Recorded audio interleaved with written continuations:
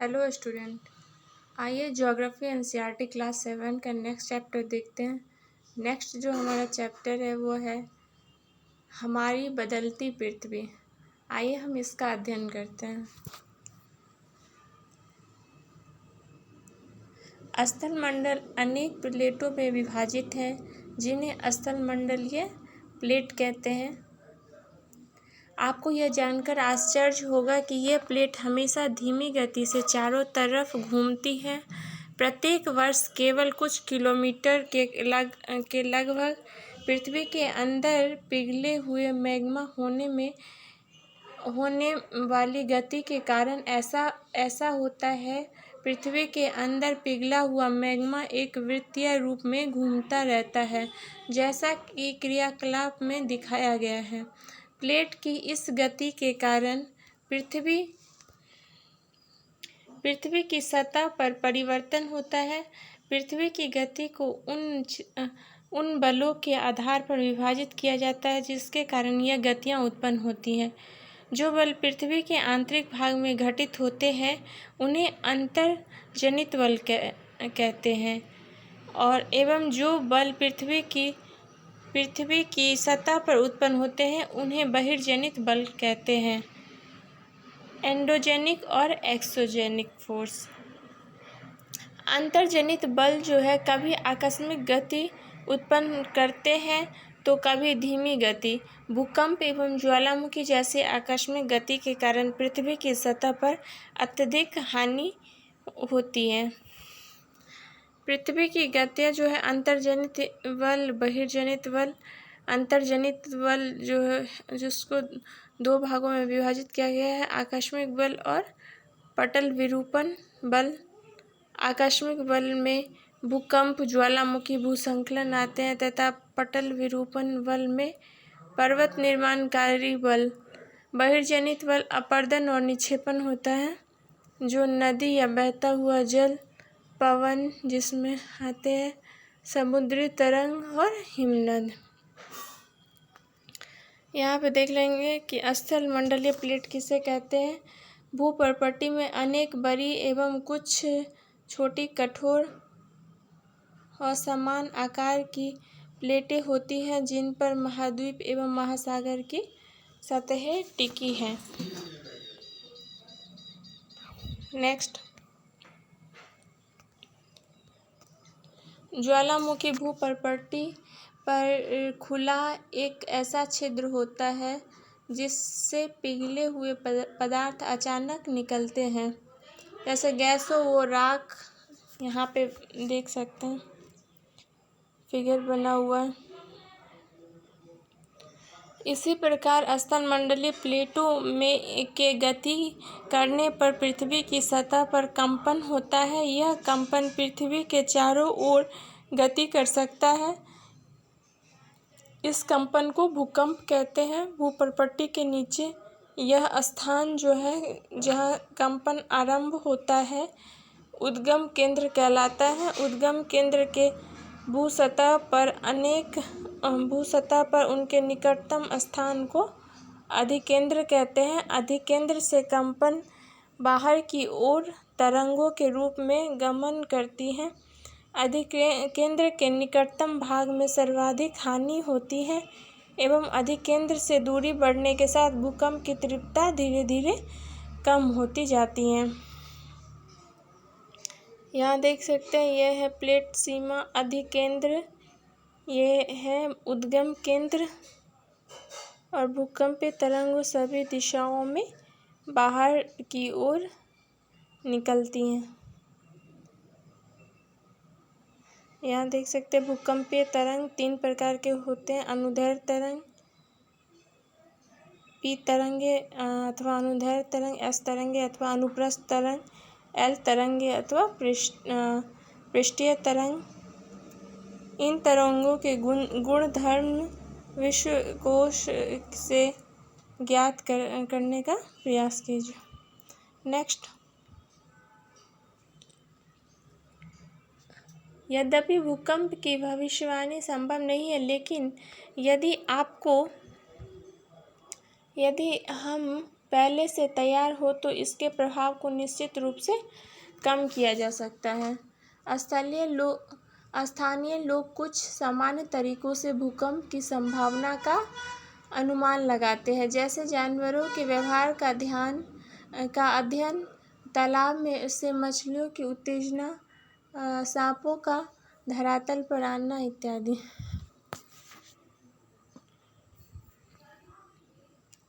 यहाँ एक देख सकते हैं 2001 में जो भूकंप है उसके बारे में यहाँ पे दिया हुआ है, इसको अध्ययन कर सकते हैं। नेक्स्ट, यहाँ पे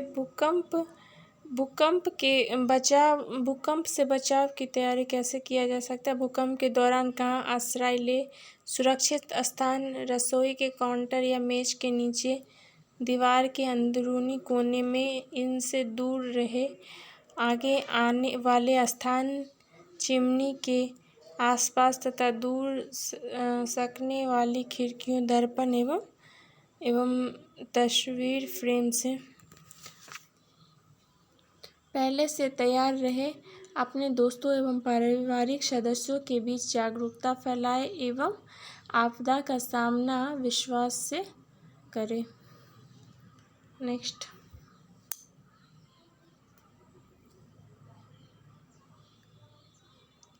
मुख्य स्थलाकृतियाँ। अपक्षय एवं अपरदन नामक दो प्रक्रमों द्वारा दृश्य भूमि लगातार विघटित होती रहती है। पृथ्वी की सतह पर शैलों के टूटने से अपक्षय की क्रिया होती है। भूदृश्य पर जल, पवन एवं हिम जैसे विभिन्न घटकों के द्वारा होने वाले क्षय को अपरदन कहते हैं। वायु, जल आदि अपरदित पदार्थ को एक स्थान से दूसरे स्थान पर ले जाते हैं और फलस्वरूप एक स्थान पर निक्षेपित करते हैं। अपरदन एवं निक्षेपण के ये प्रक्रम पृथ्वी के धरातल पर विभिन्न स्थलाकृतियों का निर्माण करते हैं।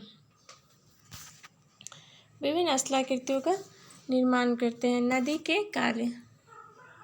नदी के जल से दृश्य भूमि का अपरदन होता है। जब नदी किसी खड़े ढाल वाले स्थान से अत्यधिक कठोर शैल या खड़े ढाल वाली घाटी में गिरती है तो यह जलप्रपात बनाती है।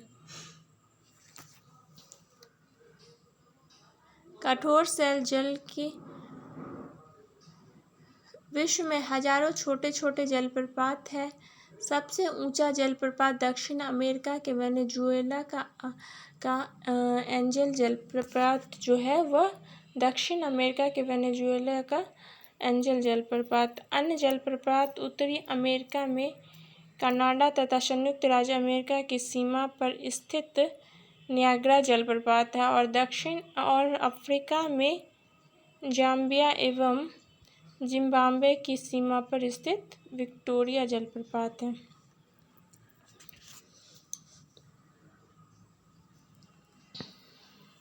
जब नदी मैदानी क्षेत्र में प्रवेश करती है तो यह मोरदार मार्ग पर बहने लगती है।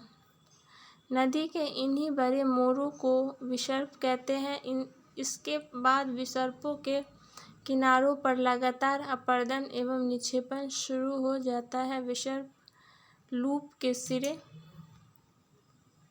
सिरे निकट आते जाते हैं।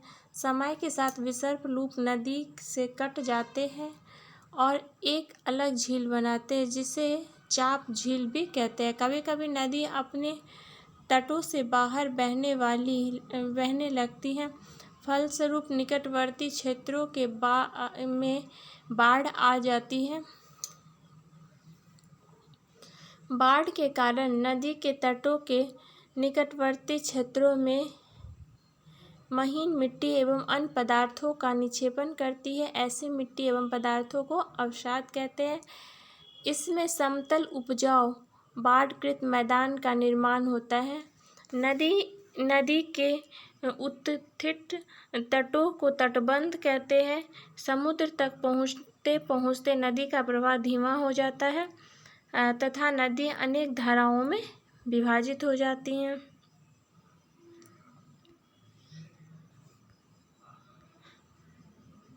विश्व की कुछ नदियों के नाम ढूंढे जो डेल्टा का निर्माण करती हैं।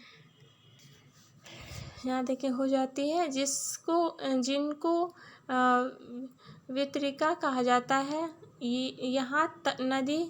यह नदी इतनी धीमी हो जाती है कि यह अपने साथ लाए मलबे का निक्षेपण करने लगती है। प्रत्येक वितरिका अपने मुहाने का निर्माण करती है। सभी मुहानों के अवसादों के संग्रह से डेल्टा का निर्माण होता है। समुद्री तरंग के कार्य।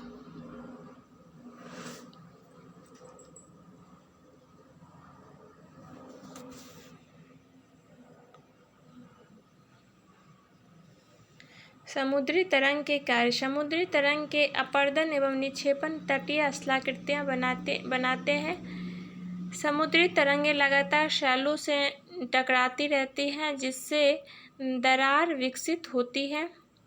समय के साथ ये बड़ी और चौड़ी होती जाती हैं। इनको समुद्री गुफा कहते हैं। इन गुफाओं के बड़े होते जाने पर इनमें केवल छत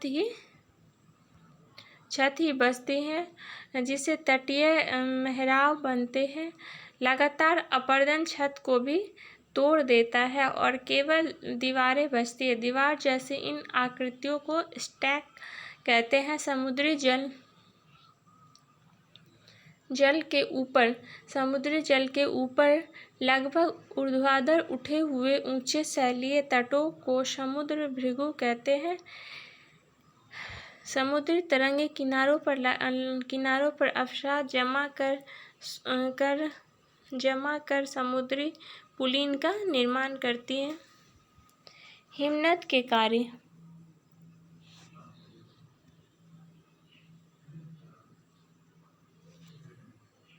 यहाँ देख सकते हैं समुद्री गुफा, तटीय मेहराब और स्टैक, ये हिमनद है। हिमनद के कार्य क्या है ये हम देख लेते हैं। हिमनद अथवा हिमानी बर्फ की नदियाँ होती हैं। हिमनद अपने नीचे की कठोर चट्टानों से गोलाश्मी मिट्टी और पत्थरों को अपरदित कर देती है और गोलाश्मी मिट्टी एवं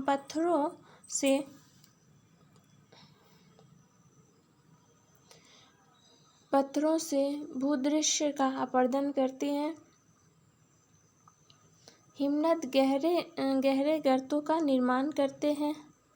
पर्वतीय क्षेत्र में बर्फ पिघलने से उन गर्तों में जल भर जाता है और ये सुंदर झील बन जाते हैं। हिमनद के द्वारा लाए गए पदार्थ जैसे छोटे बड़े शैल, रेत एवं तलछट मिट्टी निक्षेपित होते हैं। ये निक्षेप हिमनद हिमोड़ का निर्माण करते हैं।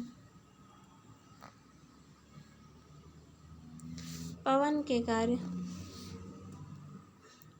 क्या आपने कभी रेगिस्तान देखा है? बालू डिब्बे के कुछ चित्र